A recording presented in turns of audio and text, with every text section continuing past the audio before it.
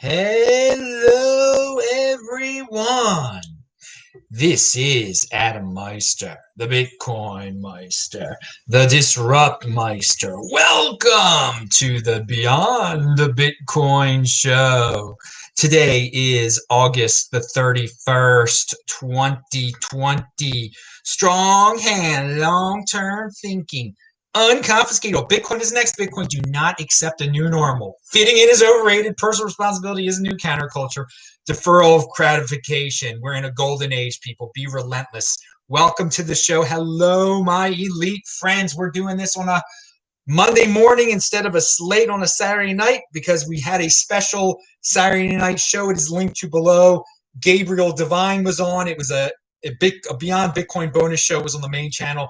Make sure you're subscribed to the main channel, people. It's been back for some time. It was a great show with Gabriel Devine. DisruptMeister.com. Follow me on Twitter at TechBalt. Retweet this. That's how you can support the show and remind people that, yes, we have the Beyond Bitcoin show is on the backup channel. And today it's on Monday morning. All right. So, yes, hello, my elite friends. If you have questions, type in Bitcoin, type in Proud Zionist Jew, type in anything to get my attention, scream and shout, and I'll answer your questions. We're going to do this show in an hour, baby. Now, something that I think was brought up on the Ben Shapiro show that I found very interesting. I hadn't thought about it. I didn't watch the Democratic convention, but there's in the last year, there have been a lot of political events that have been huge, would have been considered huge in the old days. Trump was impeached. The president of the United States was impeached. That happened with Clinton and Nixon and Andrew Johnson. And that's it. And so it's pretty rare. And yet it was not brought up at the convention, apparently. They didn't make a big deal out of it at the Democratic convention. That's how wacky things have gotten here. And it just shows you how much they've tried to toss at Trump. The Russia, the this, the that, and the other. And I didn't watch the convention, but that they didn't stress the impeachment, like vote for Biden because the other guy was impeached. It's crazy how much has been thrown his way. At the same time, I think it's good that impeachment has lost all meaning. And I think it was supposed to be a more common process, something that was supposed to be used a little bit more often than it has been. But hey, I like it because they get nothing done when they do impeachment in the in government. Nothing gets done, and that's good. I like things not getting done. Government isn't. If the government does things, you're in bad shape. Okay, it's when they're doing nothing. That means they're not taxing. They're not coming up with more expensive programs. They're not printing more money. It's been a wacky time that a sitting president gets impeached and the opposing party doesn't even stress that at their convention. Who could have guessed this 4 years ago that it would come? I mean, you could have guessed once Trump became president, they were going to try to impeach him, but that they wouldn't use it to their benefit. That it was it was worthless. It was politically worthless at this point. It was all part of a series of things to defame him. And again, he's not the greatest dude in the world, obviously, but we're living in a world that's so freaking corrupt, and the politicians are such liars, and people just there's such chaos that yeah, there was an impeachment. Who cares? We got other things to deal with now. All right, so pound that like button, and let's talk about something good. Elon Musk. With the brain chip in the pig. Gabriel and I actually talked about this on Saturday night. I wanted to bring it up again. And by the way, on Thursday, there was another Gabriel on my show. Gabriel from Venezuela came back on the show. So he's alive, and that's good. I'm glad all Gabriels are alive. Now, what do we have here? Oh, yeah, Elon Musk and the brain chip in the pig. I say keep on doing what you're doing, Elon. This could help so many people. Neuralink. Now, people are like, well, it can be hacked. Yes, it probably will be able to be hacked eventually, okay? I wouldn't want one of these things if I was just a normal person and wanted to increase my IQ or something. Whatever they claim it's going to be able to do, I wouldn't want it for that reason, okay? A person who wants this, and I actually spoke to a person who's blind, And he said, he said he'd be third in line, first in line or third in line. I don't know what he meant exactly. I think he said third in line, but it might have been a voice activated. When he sent me the message, he actually might have meant first, but he would have been. This dude would have been at the front of the line. Would be at the front of the line. He's blind. He's a Bitcoiner. We'll have him on the show one day. I know all sorts of people out there. He is going to be on the show one day. Actually, he has quite a story to tell. But he is a blind Bitcoiner, and he said he'd be in line right away to get this thing put in his head if it was safe. So if he could see again, and he would deal with the hacking stuff later. Okay. And I get it. I definitely get it. There are people who are paralyzed. If this could cure their paralysis, they get it right away, and they deal with the consequences later. And this is one of those cases when you have to be in the shoes of a person who has a disability to really get and understand. There's a price to pay for new technology. Okay. If someone has been paralyzed for 20 years and now they're 50 years old or something like that, and you're going to be like, well, you shouldn't get this Neuralink thing because it might be able to be hacked. That's not going to weigh heavily on their mind. If that's the one solution out there. Now, I don't think it's good that it can be hacked, that it might be able to be hacked. But I do think it's great that they are working on something that can fix all of these very serious issues. And then the people that deal with seizures every single day. There's so many other really debilitating conditions that people have. And if this could help ease those issues, then great. And yes, they will have to take personal responsibility and deal with the hacking issues if they do come up. So Elon Musk is in motion. This is clearly in a golden age where technology like this is being worked upon. And this is the kind of stuff when we're talking about health that we should really be looking toward and using as an inspiration. Instead, when we're in the land of health, we're like, hey, the government says there's a scary disease out there and only they can fix this. And I'm going to wait around until they stab something into force themselves to stab something into my arm. Very passive and compliant attitude. But most people want the government to take care of them. Most people want a daddy. The world has become feminized. We're going to get into that in a second. Elon Musk has not been feminized. Elon Musk is not relying on the government. Elon Musk is he's in motion, dude. He's a shaker, as he's a shaker of the world, as Gabriel Divine said on my show, Gabriel Divine, and he met Elon Musk actually. So watch that show. Link to below, disruptmeister.com. So I think a lot of people have noticed, through sports, through media, through social media, that it's racial noise. I would call it racial noise. Just a lot of people trying to shame people about their race and not even looking at people as individuals. If someone committed a crime, what was the race of the criminal? It was only racial. You are racially privileged. You are a racial oppressor. Okay, this is noise. This is just like the crypto noise that's out there. Except this is really bitter, envious, toxic stuff. And if you get caught up in it, it can really bring you down. If someone tries to engage you in one of those conversations, or if you're out on the street and a mob approaches you, just avoid racial noise. Avoid racial noise. If someone says, do Black Lives Matter? And you say, yeah, I think Black lives every life is important. And then they try to say you're a racist, then just walk away from it. Walk away from it. Don't look for these type of fights. Don't try to get into these battles. I think a lot of people that are doing it just want attention and want to waste your time. And it is avoidable. I know it seems like everyone is talking about it. You see it on sports.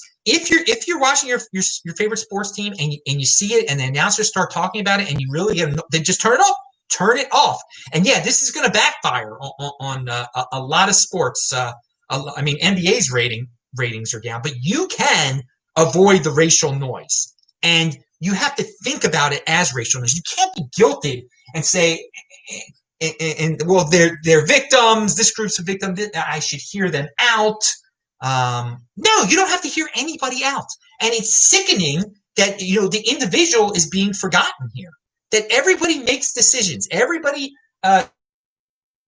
goes through life. They can be responsible. They can have personal responsibility, or they can just they can be impulsive. They can have no impulse control whatsoever. They cannot if they can't defer gratification. These are all factors that decide the fate of a person. Okay, and to generalize people based on race and then to get into arguments about it is a total waste of time. So, I mean, it's really easy to avoid on social media too. I mean, it's really easy to avoid. You don't have to engage the people who try to engage you. People all the time, and this is more so with the virus. Because I don't tweet anything about racial stuff, but when I tweet something out about the virus, people will try to engage me, and I never. When someone does that @TechBalt, I don't reply. I don't. Now, you guys that ask me questions about Bitcoin that way, I'll send you a message. I really prefer, if you have a question, not to ask it like in the thread, because I don't do that.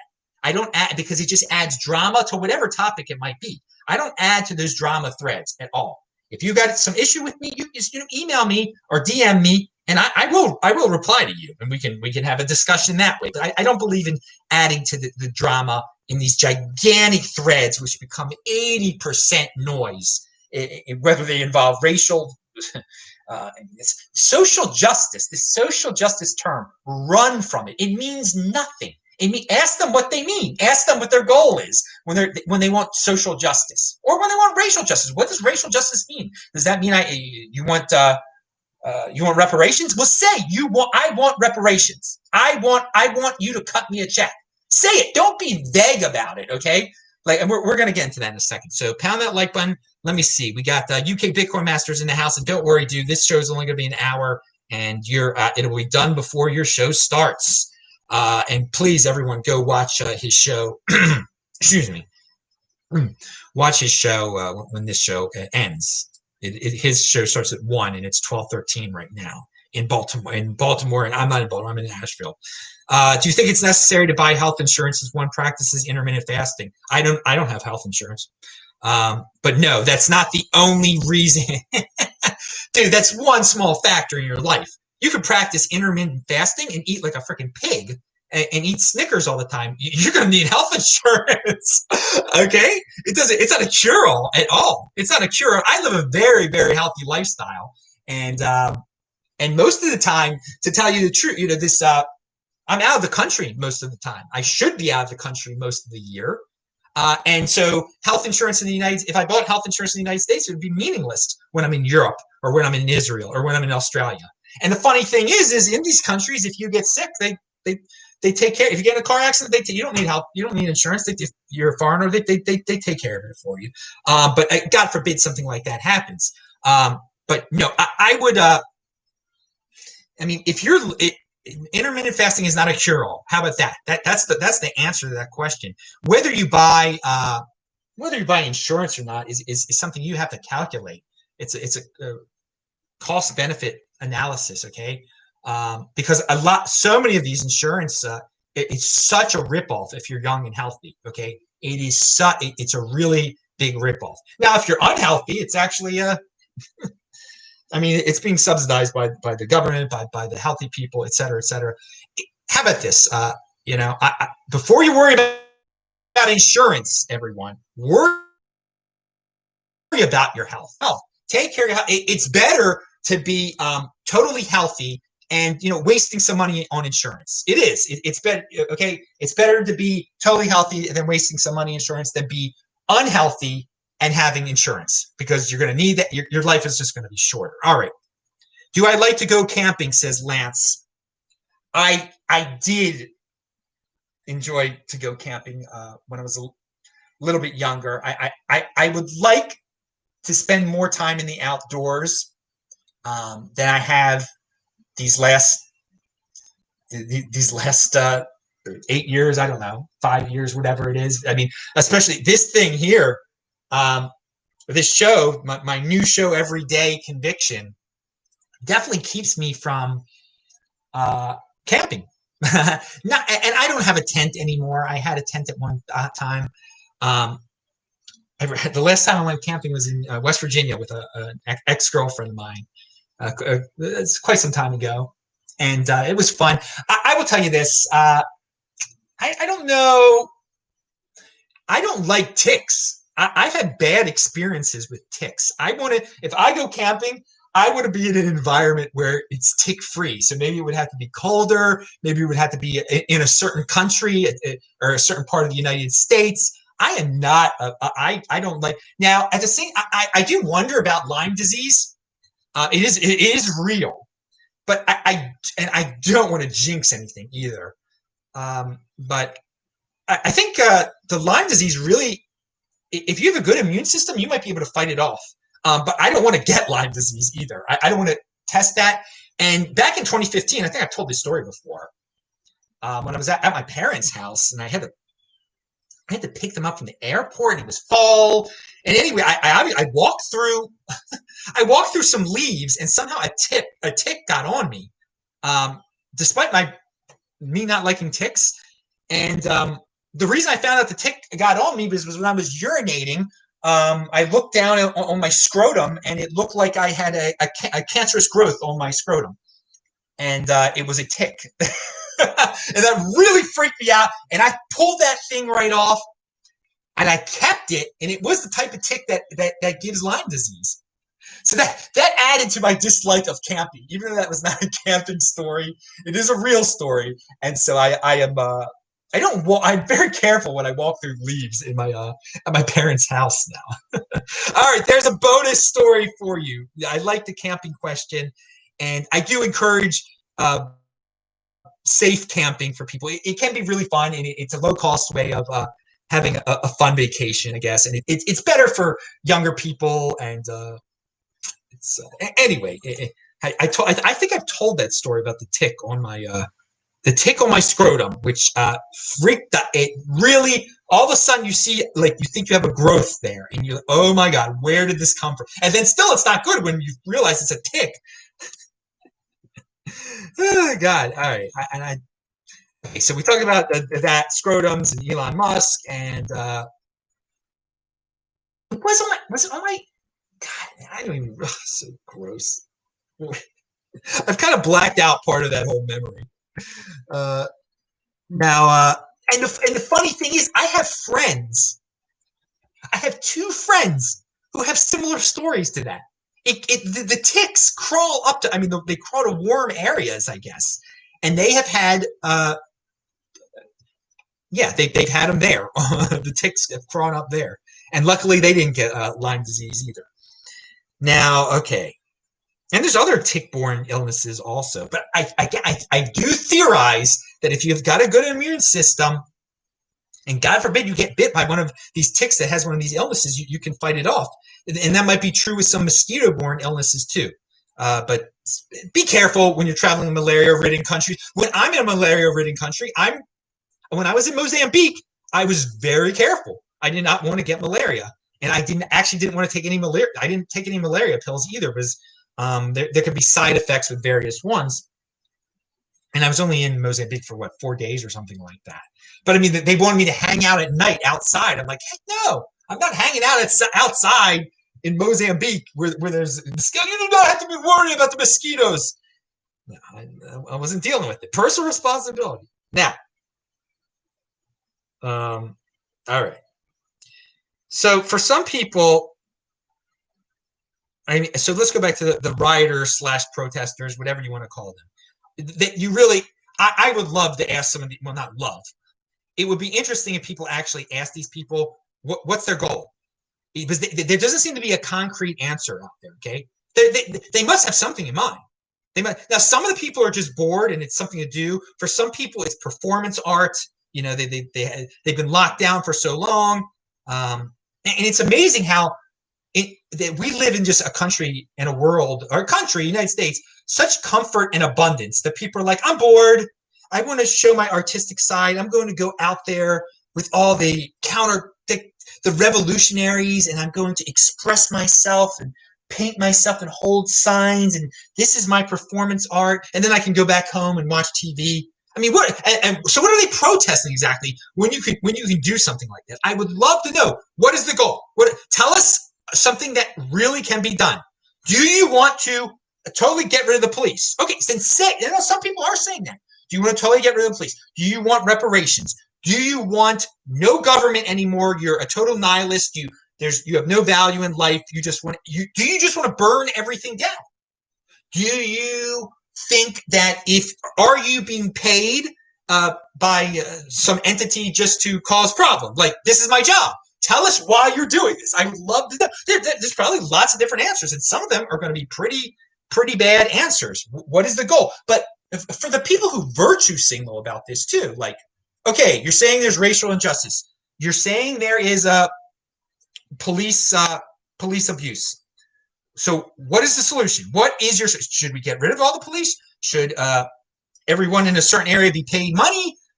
Should we throw all white people in jail? I mean, what is your goal? There's probably all sorts of different things.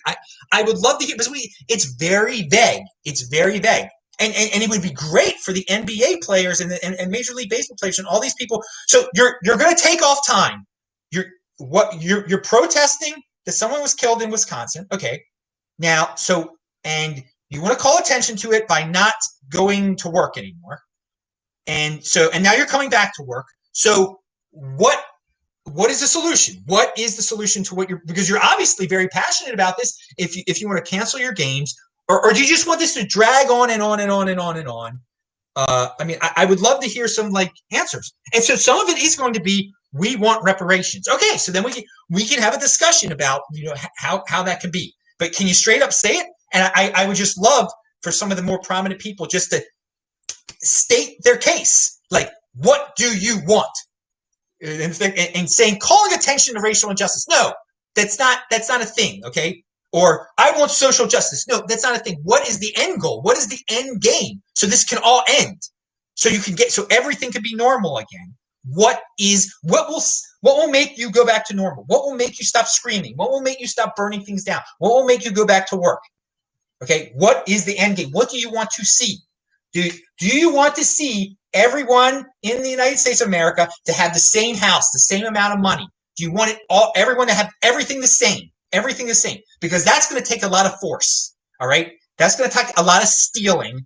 And I don't think a lot of people, because if everything equal, to get to equality, you need to do a lot of stealing and leveling of the field, a lot of force. That's sick stuff. Okay. But tell us if that's what you want. Tell us what do these people want? And of course, the media isn't asking what they want. Social justice. Social justice means nothing.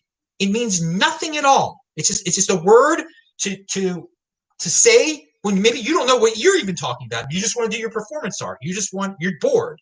You want to fit in. And yes, a lot of people are doing this because they want to fit in.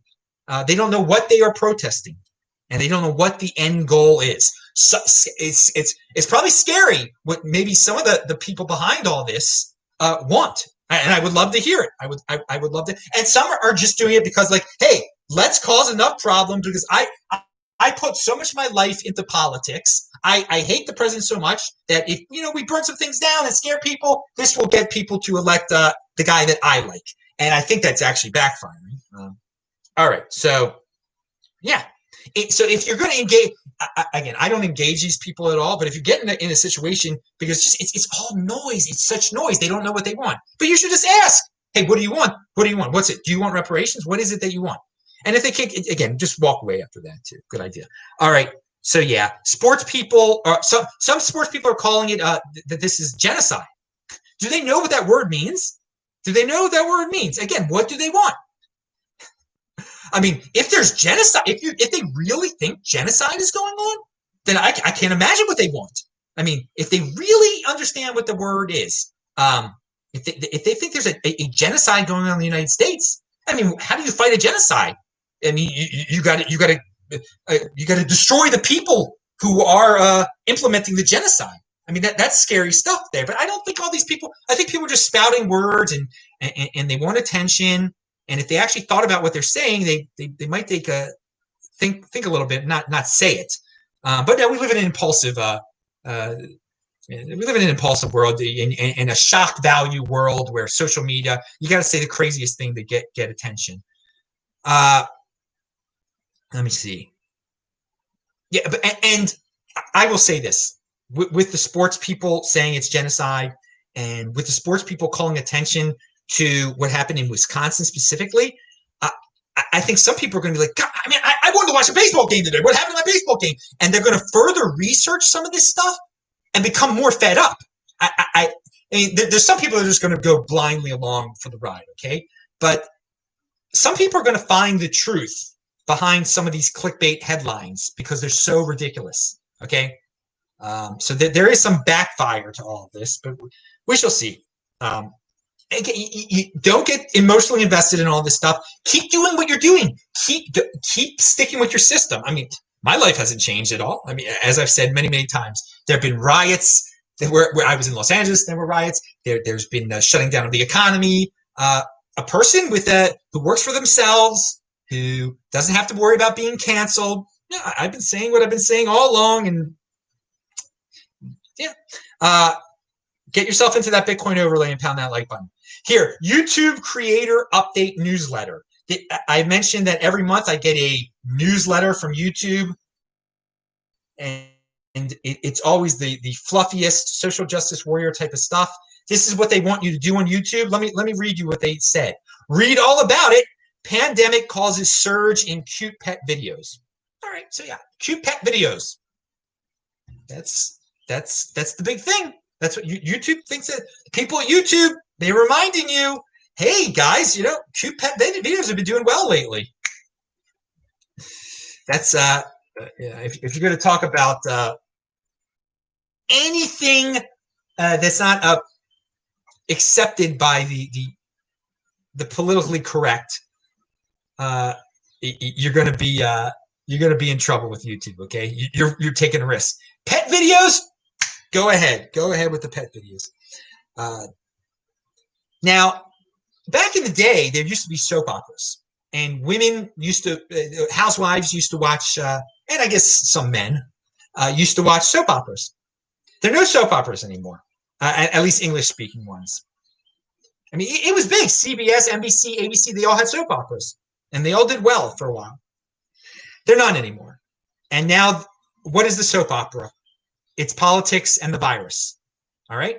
So the news, the so-called news, is the soap opera, and they present it that way. I mean, there's no shame to it anymore. There's no shame to so much of the news. They present it in a soap opera, dramatic type of way, to get the feminized world to get behind it. Oh, what's the latest episode of COVID? Oh, what's the number? Oh, what state is the biggest victim today?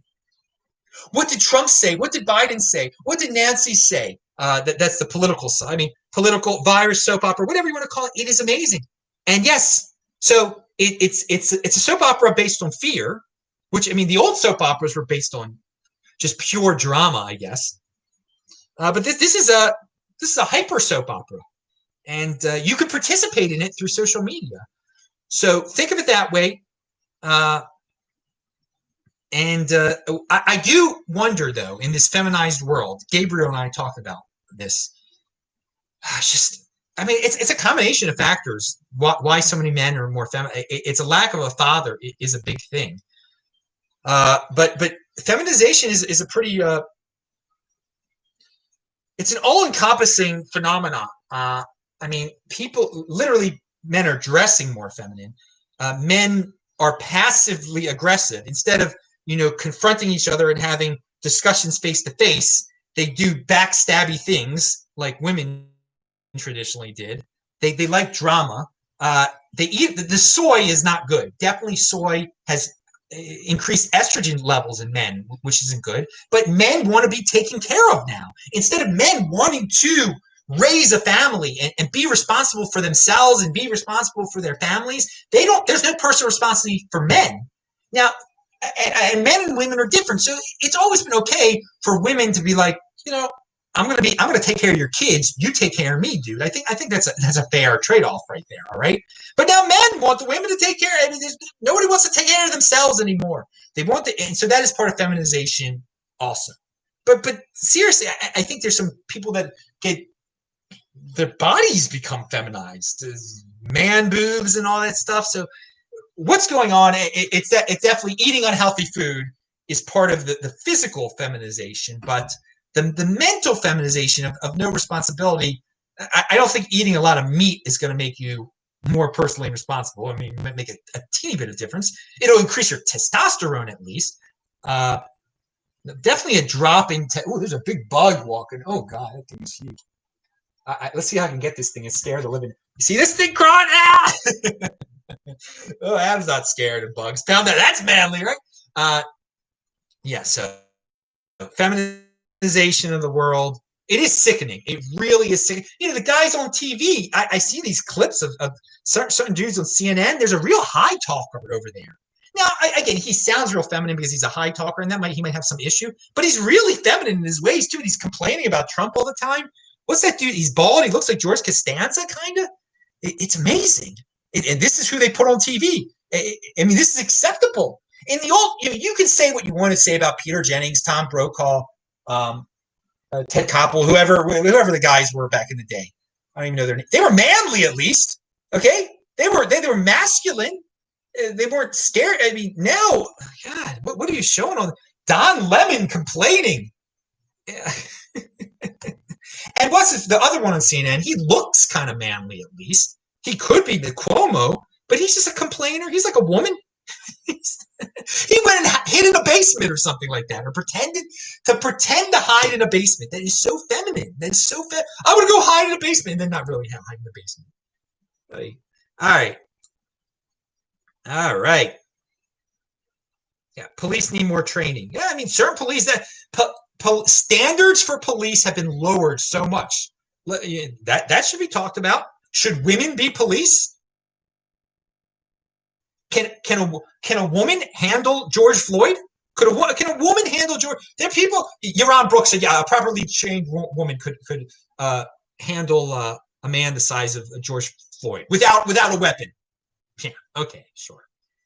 I mean, these are legitimate questions that people don't want to ask because there's a politically correct narrative out there. I mean, that would be an answer if you want better police? Do you want to get rid of all the women from the police force? That might be a legitimate answer right there. Like, certain armies ban women, so why not the police force ban women?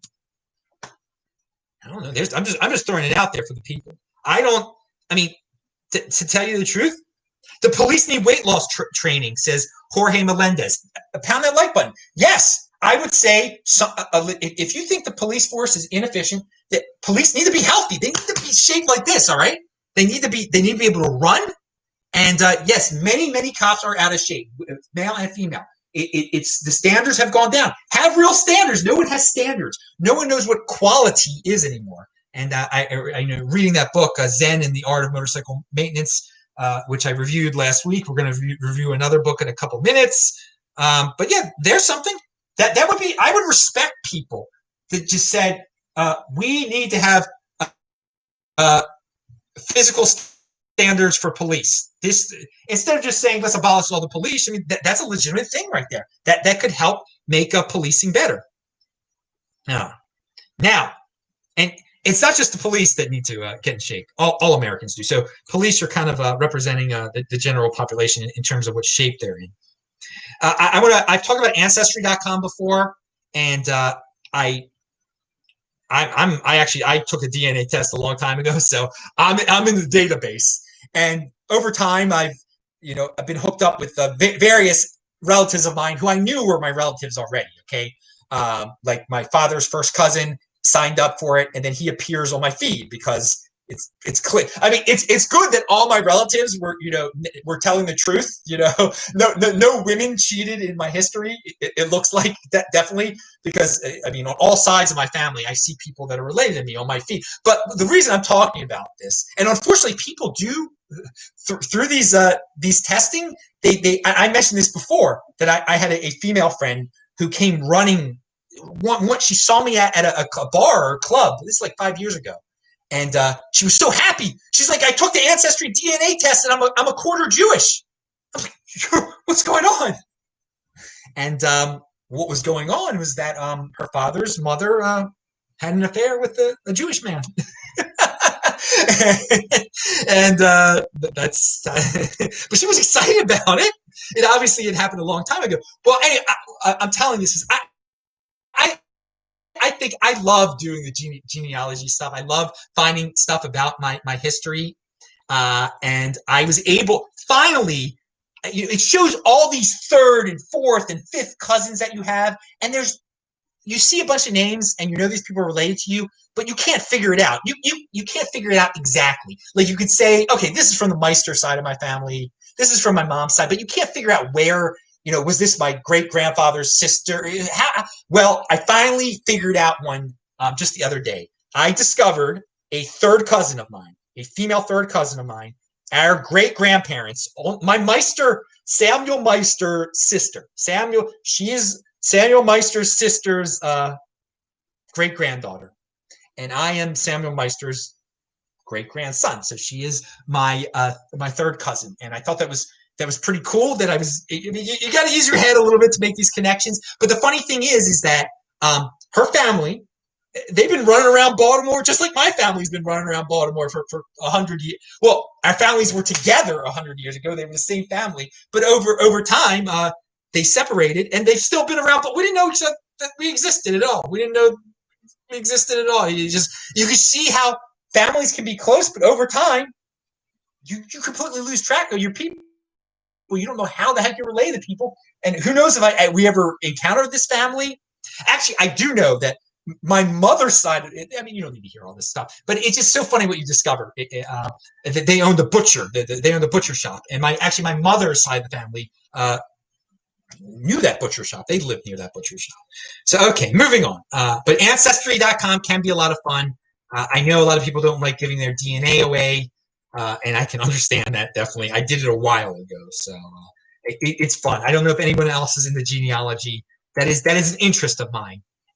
And my father was trying to get in touch with some of these relatives just to meet them, because my father's father died when he was 9.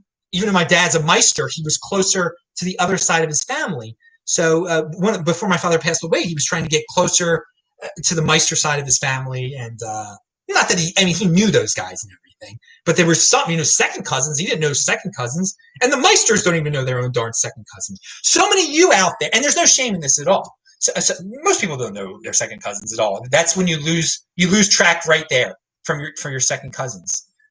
You have no idea who your grandparents' siblings were. I do. I know who all my grandparents' siblings were. I'm interested in that, and I know who quite a few of my great grandparents' siblings were. No, I know all of my great grandparents' siblings. I think. I'm pretty sure I know all their names at least. Anyway, okay. So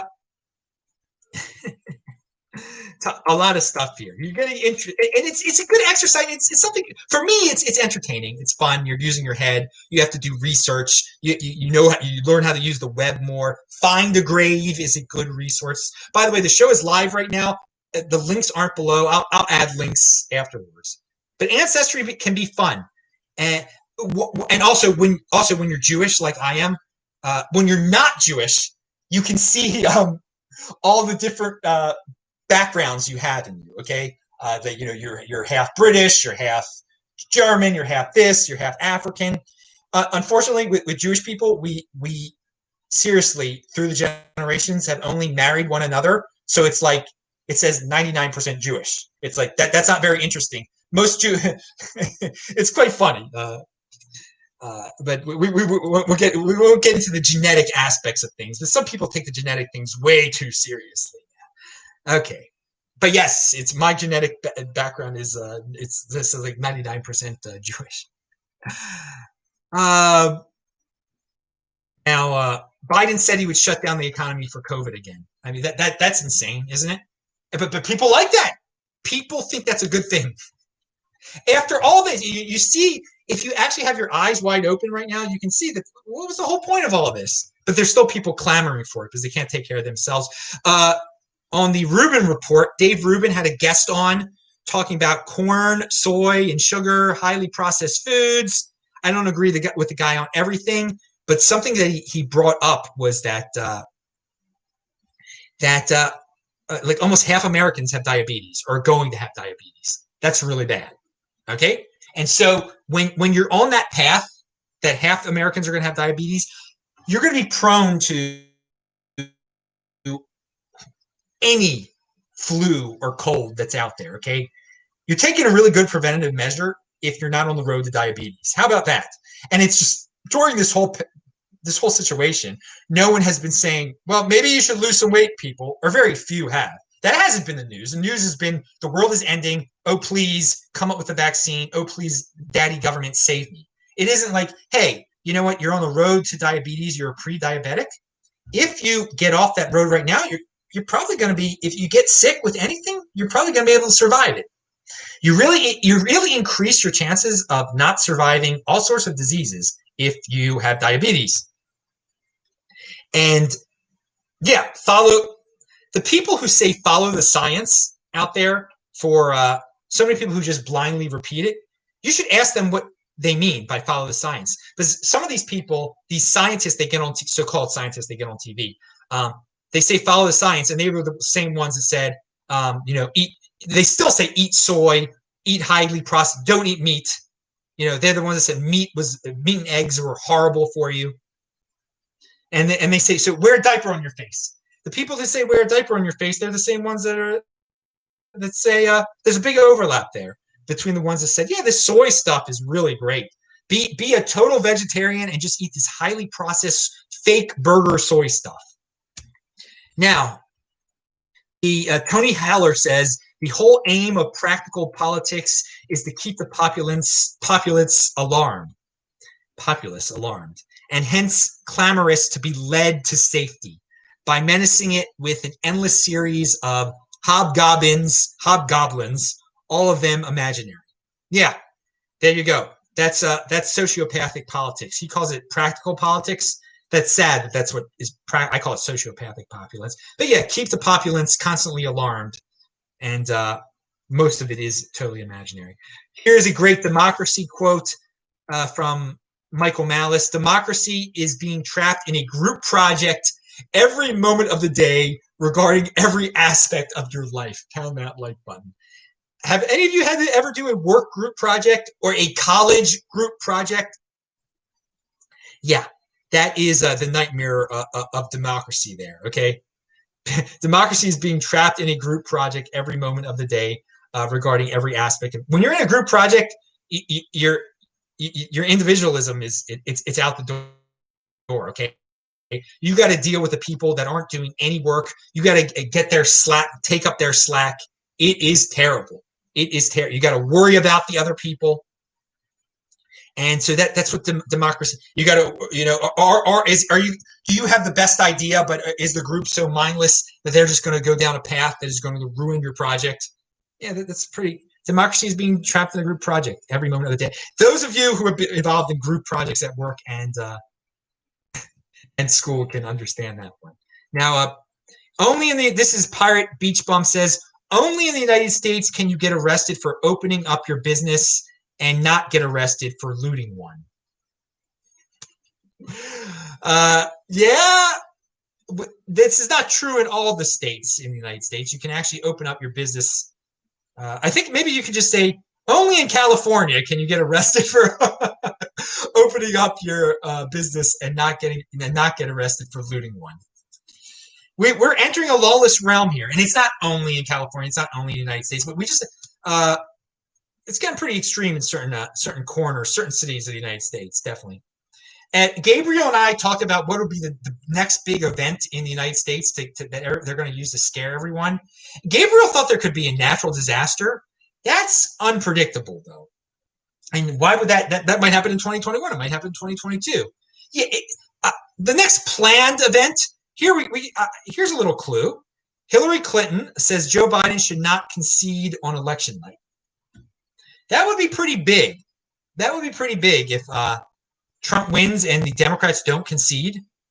I mean, that could lead to some problems. And I don't want to put these presidential dudes on pedestals, but if you're going to act like a banana republic that way, it's only there's a step away from like we have an armed we're taking over, we're having a coup. A coup wouldn't be very good in the United States. That would be pretty much a loss of confidence in the rule of law all over the world if something like that happened. So a coup, a real life coup, that would be the third. That would be the third event of the year, wouldn't it? We've had virus, we've had riots. Coup would be pretty big. Now, I'm not saying that's going to happen. She's talking about not accepting, just on its own, not accepting the election results. That so many people value their wealth in elections that would be a pretty big thing right there. Coup would be bigger. I do again. I am not saying there's going to be a coup. Now, I would love. Okay, which one? Yeah, it people don't take time to learn the concept of deferring gratification and savings, okay, and spending as little as possible. The 80%ers lack that impulse control, and I think there's a lot of frustration out there because people they can't get down to their base level here, okay? They see other people have stuff, they constantly buy stuff, they end up poor, they end up envious, okay? And I personally, for me, is so easy to spend as little as possible. Okay, I don't feel the need to go out there and spend, and there's just so many people that they feel the need to spend, and this fuels a lot of the envy in the world. At the same time, the 80% it also fuels the United States dollar. Okay, the hyper consumerism, and because they spend their time wanting and fixating on stuff, they don't actually take the time to use their heads to learn about what inflation even is and learn about economic understanding that the government can get away with printing the dollar and they will continue to blindly value their wealth in dollars.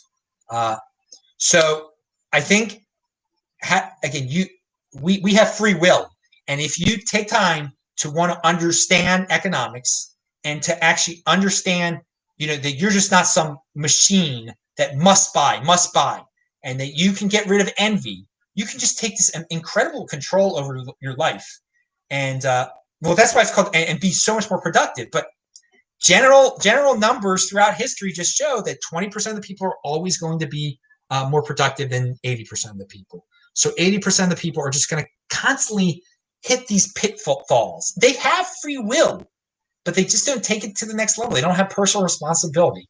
We've been through this a lot on the show, but I just keep thinking when I see the scenes on TV, when I see the looting that people saying this is reparations, it's just lack of income. There's no economic understanding. I try to take a positive spin on it because the lack of understanding that is being demonstrated on so many different levels, whether it be through envy or looting or insurance will cover this, that allows the United States to get away with printing the dollar forever, okay? And for all the people that say the dollar is going to go down the tubes, it's not going to go down the tubes because people, they're not concerned about it at all. They're not, they worry about nonsense stuff, and they're never going to worry about it. They're going to be like, I'm poor. They're going to scapegoat. They're going to blame a person why they're poor. And they're not going to understand that part of the reason they have no wealth is because they don't know what wealth is. And if they actually had a bank account, it was being inflated away by money printing. And they never heard of Bitcoin. All right, we've been through this. Jordan Schatzel, I will link to below, and a few people are saying that China used the hype to scare other countries into locking down. That again, the virus was real, and maybe China even was worried about it a little bit, but then they figured it out, and then they didn't really share that they had figured it out, and they saw how scared the West could be, and it's quite possible that the Communist Party of China added, and to this very day continue to add to the hype through covert social media methods. Hey, I mean, can you blame them? Can you blame them? If the West is so weak and so feminized, that it's just you can create some fake Twitter accounts screaming about and posting videos of people fainting in China and all the scary scenes that they had. I mean, if they want to engage in economic warfare that way instead of like physical warfare, I mean, can you blame them? Can you blame? I mean, everyone's going to take personal responsibility for themselves. If you get scared by a bunch of videos and statements from questionable Twitter accounts, I mean, you don't know how to think for your freaking self. So, but I would not be surprised if China is there's an organized attempt to keep the narrative going, just to keep the scare narrative going. It helps. It helps their country. I mean, they want to maintain control. They want to maintain control over their people. Okay, how better to do that than to say, hey, the other countries are emulating us now. They like our lockdown policies. The women of the West are clamoring for their countries to lock down just like us. And look, they're locking down now, but they can't even work when they're locking down. We have you locked down. We cured the disease, and look how more productive you are. And if the Chinese people actually become wealthier and because of what their government has done, they'll be more likely to accept any draconian measures by their government. So, yeah, if China is trying to take away, make it so that Americans and Westerners aren't producing enough, as much, and they can produce more, it benefits their control system over there. And BitChute, when I tried to upload something on BitChute the other day, they have a message on the generic upload page that says, about to upload Plandemic 2, check the official channel links instead. So many people were trying to upload Plandemic 2 that they thought that they should tell their people, like, yo, we have too many copies of this already. Just watch the main Plandemic 2. We don't want to be known as a platform that just has 1,000 different copies of Plandemic 2 on it. But it shows you why people are going to BitChute in the first place. Clearly, it can't be uploaded on YouTube at all. So everybody and their mother who's excited about Plandemic 2 or anything similar to that, they go to BitChute right away. And it got so big with Plandemic 2 that even BitChute said, like, hey, it's cool. We want, you can upload everything you want to upload, but this is kind of overkill. It shows you the state of the social media world. So, hey, there are alternatives out there. YouTube is not a monopoly. I upload something to BitChute every single day. I upload this to BitChute every single day. I watch BitChute quite often. I watched Molyneux last night on BitChute. I watch other stuff on BitChute. To walk the walk instead of just talking the talk in terms of like, oh, it's unfair that YouTube does this, that, and the other. Well, then try out the other ones. Here is supermarket meat is vastly superior to almost any other food people eat. Now, some of you are going to say, oh my God, it's got steroids in it, it's got this, that, and the other on it. Remember, most people eat Starburst and foods that have all these attitude soda. How many people drink soda every single day? If you drink soda every single day, that's really bad for you. You're better off eating meat from the supermarket every single day, okay? That's what we're comparing it to. And so I know that meat from Superfresh or the Giant, I'm just naming Baltimore places I grew up with, or Albertsons, it's not as good as the grass-fed organic meat. But dudes, come on, dude. There's just a level here with the foods. You're kind of living in a bubble there where you don't realize that most Americans they're not eating anything close to supermarket meat. It is Hot Pockets. It's not really food. It's not really food anymore. It's these chemical combos that look like food. You're much better off eating the super fresh meat. Okay, now, or the Aldi meat or anything, any meat in the United States of America. But yeah, people are asking me, are going to leave the United States during the election? Are you scared there are going to be riots? I would be out of the United. I can't leave the United States because I can't get back in. I'm not going to some country where I have to have a 15-day quarantine. It's completely nonsense. I'll be in Salt Lake City, guys, for it. Okay. So if you're scared there are going to be riots in your town, well, I mean, I guess you've got if you're stuck in a house, that's unfortunate, isn't it? That's but for me, a guy that can just go wherever he wants to. I'm not going to be in Seattle during this. Okay, there could be because there's issues in Portland and Seattle every night anyway. But I don't think there's going to be a winner declared that night. So that might drag out. That might calm people down in a certain way. But no, you shouldn't flee the United States because of elections. Okay. All right. I said on the other show, one of the best places to be on Earth, the best place to be on Earth right now is the United States, because we still allow people to speak up against this virus. I mean, compared to Australia and New Zealand, beautiful, beautiful countries. You can't even go outside in these countries now. The draconian measures there are so much worse than what's going on in many of the states in the United States. Again, California is different, obviously, from North Carolina. It's different from Maryland. It's different from Florida. But that's the cool thing about the United States. If you're in the United States, you get fed up with your state, you can go to another state. It's kind of like going to another country.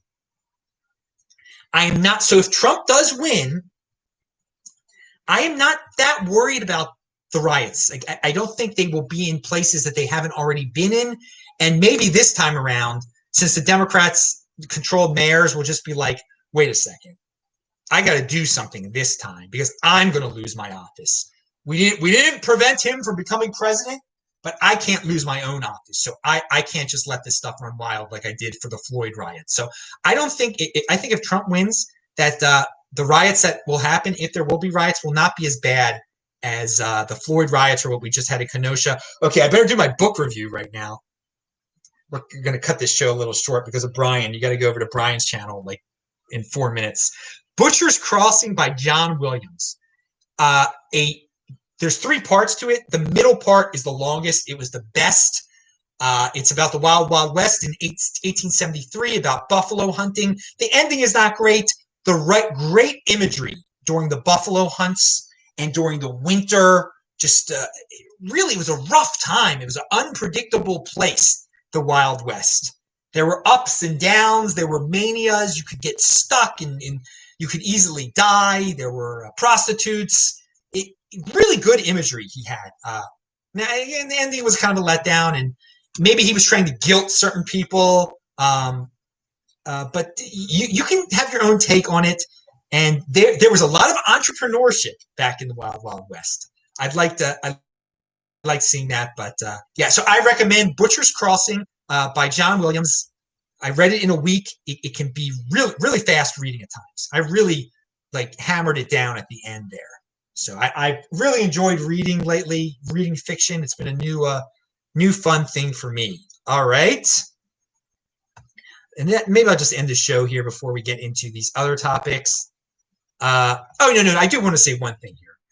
Yaron Brook, he says that reply videos are the best. When he does a video that's just a reply to somebody else's video, and he actually when he gets getting into these debates, these virtual debates, that's where he gets his most hits that way. He has so many other informative videos where he's not analyzing other people's videos, but people don't like those as much. And it just shows you so many people out there want to live vicariously through others. They've got issues with certain videos, okay? And so when someone takes time to debate someone that they don't like, they love it. They love it. Yaron Brook is debating that leftist through, I'm so glad. Oh, he's beating him. Dude. And this is true. I pointed this out in Bitcoin too. So many people love the debate videos.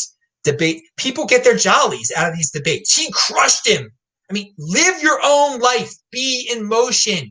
And sure, you can learn from debates sometimes. There are some positive things, okay? But just so many people, and it's in the numbers.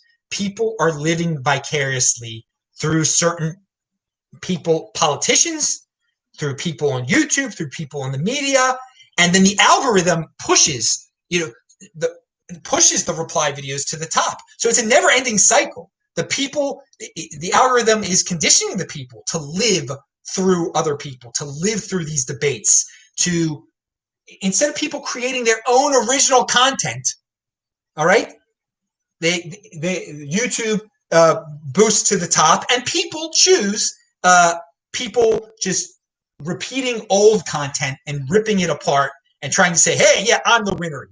All right, dudes, that is the end of the show. We will maybe I'll do a part 2 on Thursday or something, because there's still a lot to talk about. Be in motion. Watch Benny and Juan and Andy Edstrom on This Week in Bitcoin. It's linked to below. You get a new show every day. You're getting 8 shows this week, because this is an extra one of the extra Beyond Bitcoin was on the main channel. This is your main Beyond Bitcoin, but you might get another one. Pound that like button. I'm Adam Meister. Watch UK Bitcoin Master right now at 1 o'clock. Do not accept a new normal, people. Defiance over compliance. And yeah, go over to his Brian UK Bitcoin Masters channel right now. And just seeing if anyone had any other questions that I didn't see. Okay, pound it, dude. See ya. Thank you. Where's my stop button here? Oh, I forgot to retweet this. See ya.